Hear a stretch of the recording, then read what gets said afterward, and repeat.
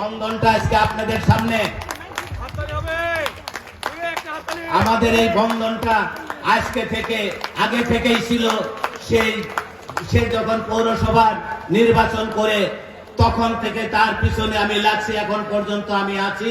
ভবিষ্যতেও জানো তাকে নিয়েই আমি এই শেরপুরের উন্নয়ন করতে পারি। সিরাজ ভাইকে নিয়েই যাতে, সিরাজ ভাই হাতটা দেন, সিরাজ ভাই এবং পলাশকে নিয়েই যেন আমরা এই শেরপুরটাকে একটা সোনার শেরপুর করতে পারি।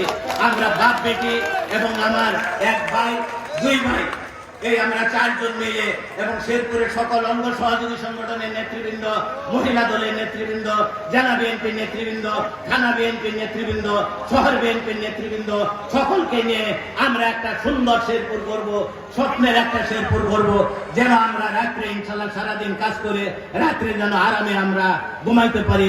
সেই আহ্বান জানিয়ে সকলকে ধন্যবাদ দিয়ে এবং আমার সাংবাদিক ভাইদেরকে ধন্যবাদ দিয়ে আমি আমার বক্তব্য এখানেই শেষ করছি। বাংলাদেশ জিন্দাবাদ।